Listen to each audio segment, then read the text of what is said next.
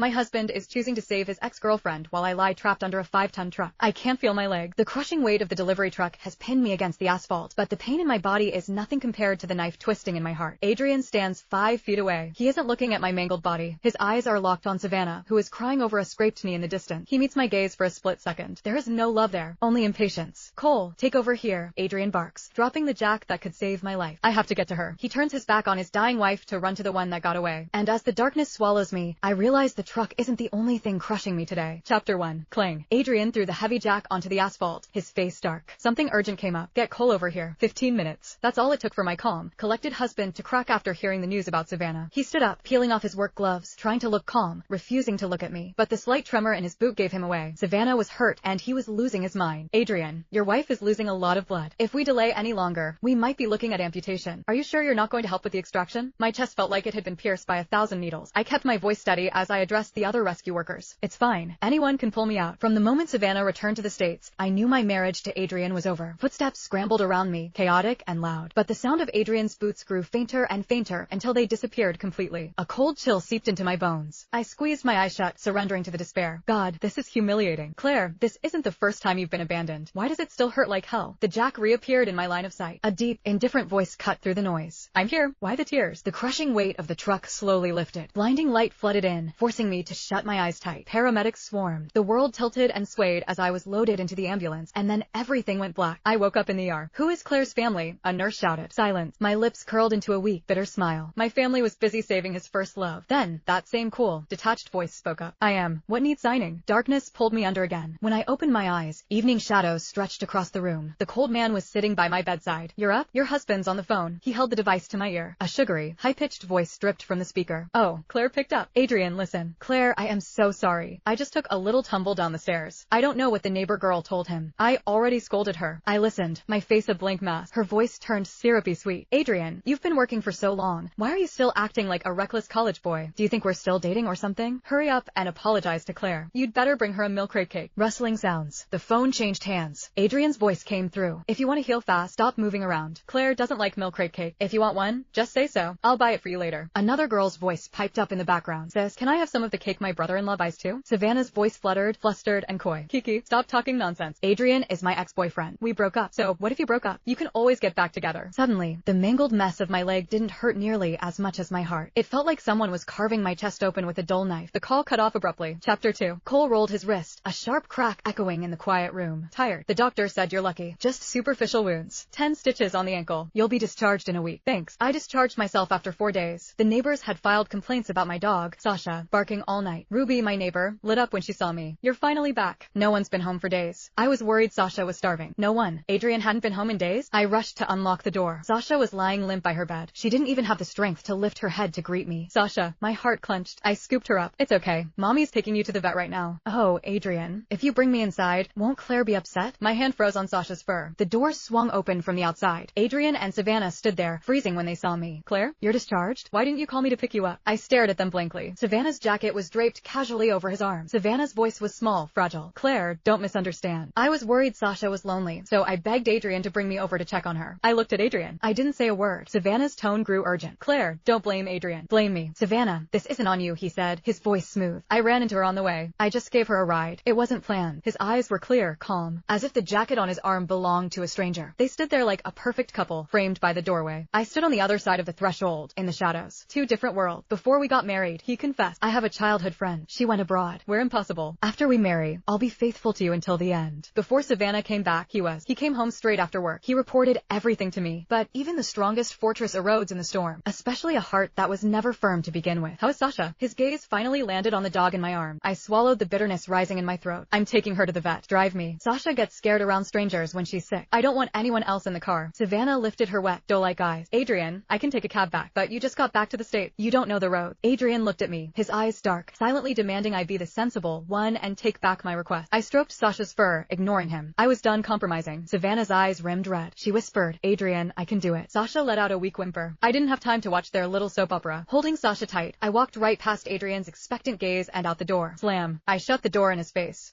Chapter 3. I looked at Savannah, my voice flat. There's a taxi stand downstairs. And a bus stop. Do you need me to call you an Uber? Adrian frowned. Claire, Savannah doesn't know the area. It's not safe for her to be alone. Maybe. I cut him off. Option 1. You take her home. Option 2. You take me and Sasha to the vet. Pick one. He looked baffled, like he couldn't understand why I was being so petty. Savannah's voice went soft and pleading. Adrian, don't fight with Claire over me. I'll go right now. Red light. The air in the car was suffocating. Adrian's knuckles were white on the wheel, veins popping. His eyes were glued to the rearview mirror, watching Savannah by the curb. Worry etched on his face. I curled my lip into a cold smile. Should Sasha and I get out? He took a deep breath, keeping his voice steady. Stop being unreasonable. Savannah is alone in the city. If she gets into an accident, she has no one. I'd do the same for any friend. I stroked Sasha, exhaustion seeping into my marrow. Everything he did was logical. Everything I did was unreasonable. The light turned green. He glanced at Savannah on the roadside again. The car didn't move. Horns blared behind us. Reluctantly, he finally pressed the gas. Let's get a divorce, I said quietly. He slammed on the brake. Everything in the car went flying. Claire, what is your problem now? The rearview mirror showed chaos. In the distance, I could vaguely see Savannah sitting on the ground. I smiled. Your friend seems to have fallen. Aren't you going to go help her? Adrian gritted his teeth. Is this really the time? You're joking about this now. I chuckled softly. Time for what? Adrian pressed his lips into a thin line and stomped on the gas. I watched Savannah shrink in the rearview mirror. Just before she disappeared, I caught the look in her eyes. Pure venom. The vet said Sasha was severely malnourished. It damaged her stomach. We'd have to be careful with her diet from now on. Adrian and I stood there, faces like stone. The vet sensed the tension and skipped the upsell, just telling us to take Sasha home to rest. Back home, Adrian softened his tone. Want to try that new restaurant out in the suburbs this weekend? Normally, I would have taken the Olive Branch. This time, I didn't say a word. He walked over, wrapping his arms around my waist, dropping a light kiss on my cheek. I felt nothing but nausea. No, I have to work overtime this weekend. Adrian and I met on a blind date 5 years ago. I was at the age to marry. He just happened to be there. I thought we'd live a life of mutual respect. For years ago, when I was at my lowest, he held me and said, Claire, don't be afraid. I've got you. We're husband and wife. You can love me. You can trust me. Like a fool, I opened my heart to him. I thought love could be grown. I thought a heart could be warmed. Reality slapped me in the face, hard. If Savannah had come back 4 years ago, I wouldn't have cared. I would have stepped aside. But why did he have to make me fall for him when she was still in his heart? Chapter 4. I opened Instagram. Savannah's story was right at the top. Hurt my leg. Gained a personal nurse. The photo showed a man's hand applying ointment to her knee. That familiar hand. The one that used to trace the curves of my body. Now it was touching someone else. I let out a cold laugh and locked my screen. When I opened it again, the story was gone. Deleted. Ever since I brought up divorce, Adrian had been coming home on time every day, playing the role of the perfect, devoted husband. 3 a.m. A sharp ringtone shattered the silence. Adrian snatched the phone, answering immediately. His voice was frantic. Wait for me. The sudden light stung my eyes. What's wrong? He was scrambling to put on his pants, stumbling, nearly falling over as his foot got caught. I've been called in. Urgent mission. I watched his retreating back, sleep completely gone. The roar of his engine tore through the quiet night. Not long after, I saw Savannah's new post. With you here, everything feels safe. The photo was of his back as he poured water in her kitchen. I tapped like, then I turned off my phone and forced myself to close my eyes. I thought I'd toss and turn, but sleep came surprisingly fast. The next morning, I turned my phone back on. Dozens of missed calls, 30 unread messages. Just as I was about to put it down, it rang again. Why was your phone off last night? Hearing Adrian's accusatory tone, I kept my voice flat. I didn't want to be woken up by another phone call in the middle of the night. Silence on the other end. Savannah had a stomach ache last night. I just stopped by to check on her on my way.